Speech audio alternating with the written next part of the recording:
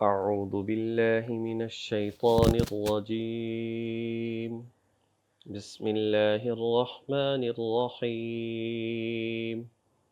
ما كان لنبي أن يكون له أسرى حتى يثخن في الأرض تريدون عرض الدنيا والله يريد الآخرة والله عزيز حكيم صدق اللہ العظیم۔ ما کان لنبی، اور کسی نبی کے یہ شایان شان نہیں ہے، ان یکون لہ اسرا، یہ کہ اس کے پاس قیدی ہوں، حتی یثخن فی الارض، یہاں تک کہ وہ زمین میں خوب خون بہا دے۔ تریدون عرض الدنیا، تم دنیا کا مال چاہتے ہو، واللہ یرید الآخرہ، اور اللہ تعالیٰ تمہارے لیے آخرت چاہتا ہے۔ واللہ عزیز حکیم، اللہ تعالیٰ غالب ہے، اللہ تعالیٰ حکمت والا ہے۔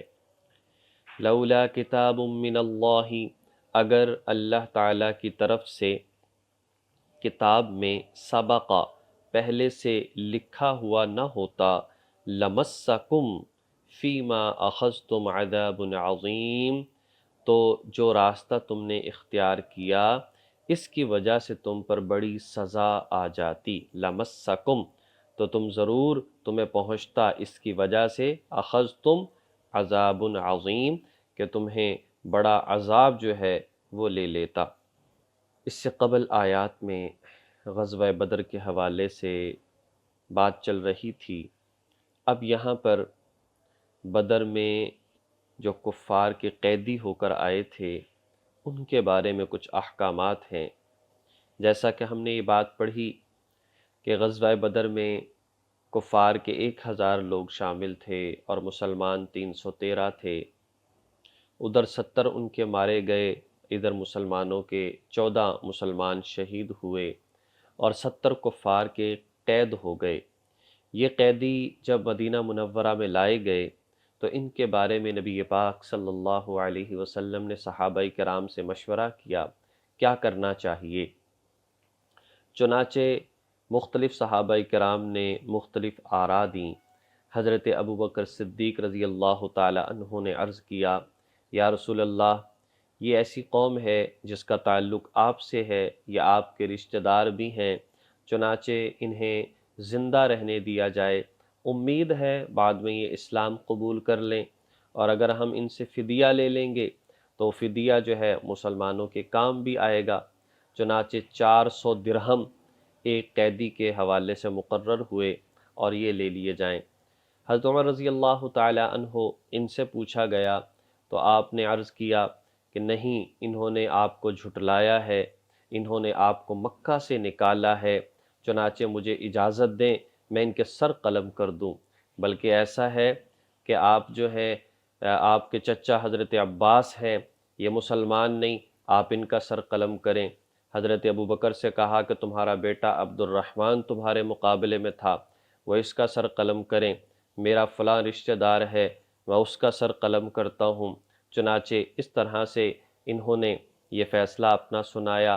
حضرت سعد بن معاذ رضی اللہ تعالی عنہ، حضرت عبداللہ بن رواحہ رضی اللہ تعالی عنہ، ان کا ذہن بھی یہی تھا کہ ان قیدیوں کو ختم کر دیا جائے۔ اگلے دن نبی پاک صلی اللہ علیہ وسلم نے ساری بات سوچ کر فیصلہ کیا جو حضرت ابوبکر صدیق رضی اللہ تعالی عنہ کی رائے تھی۔ اگلے دن جب حضرت عمر رضی اللہ تعالی عنہ پہنچے، دیکھتے ہیں کہ اللہ کے نبی صلی اللہ علیہ وسلم اور حضرت ابوبکر صدیق رضی اللہ تعالی عنہ رو رہے ہیں۔ تو آپ گئے اور کہا کہ حضور، رونا کس وجہ سے ہے؟ مجھے بتائیے کیا ہو گیا ہے، کس نے کیا کہا ہے؟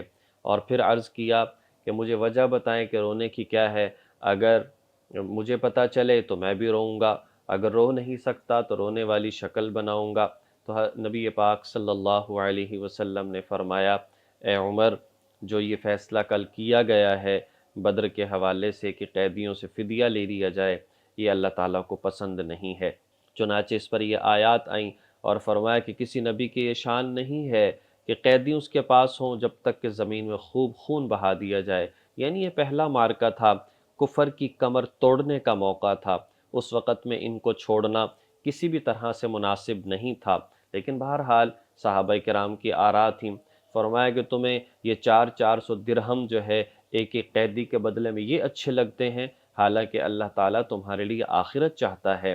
چنانچہ فرمایا کہ آگے لولا کتاب من اللہ سبق لمسکم، یعنی اب آگے یہ بات بھی ارشاد فرما دی، یہ سمجھو کہ یہ سراسر غلط ہوا۔ فرمایا نہیں، اللہ کو یہ معاملہ، یہ فیصلہ ناپسند ضرور ہے، لیکن یہ ہے کہ چلیں اب ہو چکا ہے تو جو اللہ پاک نے پہلے لکھ دیا تھا، اس لیے کہ اگر اللہ نے یہ تقدیر میں نہ لکھا ہوتا تو ایسا نہ ہوتا۔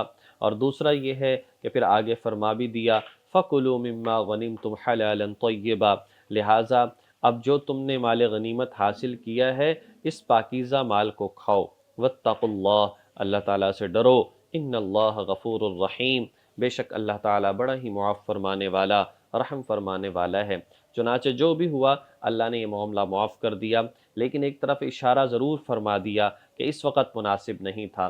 چنانچہ جو ہے سورہ فتح جو ہے اس کے اندر آتا ہے کہ اب اجازت ہے، اب چاہو تو فدیہ لے کر چھوڑ دو اور چاہو تو فدیے کے بغیر بھی چھوڑ دو، لیکن اس وقت میں یہ موقع جو ہے وہ ایسا نہیں تھا۔ بہرحال اس میں جو بات سمجھ میں آتی ہے وہ یہی آتی ہے کہ ایک تو نبی پاک صلی اللہ علیہ وسلم کا صحابہ کرام سے مشورہ کرنا، تو مشورہ جو ہے یہ سنت ہے معاملات کے اندر، اور بعد میں جو ہے ایک سربراہ جو ہے وہ اپنا فیصلہ سنا دے، لیکن مشورہ جو ہے سمجھدار چاہے بچے ہی کیوں نہ ہوں ان سے بھی مشورہ کیا جائے، کبھی ندامت اور افسوس نہیں ہوتا۔ اور اسی طریقے سے یہ جہاں تک قیدیوں کا معاملہ ہے تو اس میں کچھ سے پیسے لیے گئے، جن کے پاس 400 درہم نہیں تھے ان سے کہا گیا کہ ہمارے کچھ لوگوں کو پڑھنا لکھنا سکھا دو۔ چنانچہ حضرت زید رضی اللہ تعالی عنہ جو ہے انہوں نے اسی طرح سے ان سے پڑھنا بھی سیکھا ہے، بلکہ جو یہودی تھے ان کے پاس بھیجا تھا۔ اس سے پتہ چلا کہ غیر مسلم سے پڑھنا کوئی ممانعت نہیں ہے، ایک فن سیکھنا، ظاہر ہے کہ ان سے دین تھوڑا ہی سیکھیں گے ہم، کوئی فن سیکھنا، کوئی زبان سیکھنا، کوئی اور اس طرح سے جدید علوم کے بارے میں سیکھنا، اس چیز کی ممانعت نہیں ہے۔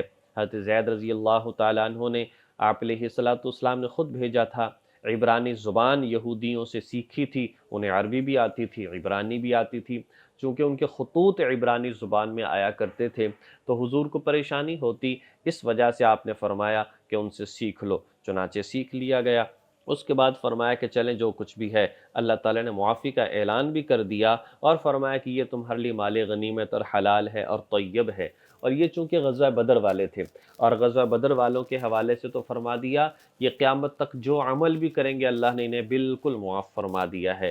چنانچہ کوئی ایسی بات سوچنا جو ہے یہ مناسب نہیں ہے کہ دیکھو حضرت عمر کا فیصلہ جو ہے وہ اچھا تھا، نعوذ باللہ حضور کا، حضرت ابوبکر کا ٹھیک نہیں تھا۔ یہ ہمیں سمجھانے کے لیے ہے کہ کچھ بھی ہو سکتا ہے، کچھ بھی ہے، ہوتا تو وہی ہے جو اللہ کی ذات چاہتی ہے، لیکن مشورہ کرنا، اس کے بعد اس سے فیصلہ کرنا، یہ سنت بھی ہے اور ایسا کرنا بھی چاہیے، اور اس پر ندامت بھی نہیں ہوتی، اس پر کوئی ایسی بات نہیں تھی اس حوالے سے۔ اور واتقوا اللہ، ان معاملات میں اللہ تعالیٰ کی ذات سے ڈرتے رہو، اگر کوئی خطا ہو جائے، کوئی غلطی ہو جائے تو اللہ کے ذات سے امید بھی رکھو، اللہ بڑا معاف فرمانے والا بھی ہے۔ اللہ تبارک و تعالی ہمیں ان تمام باتوں کو سمجھ کر عمل کرنے کی توفیق نصیب فرمائے۔ وآخر دعوانا ان الحمد للہ رب العالمین۔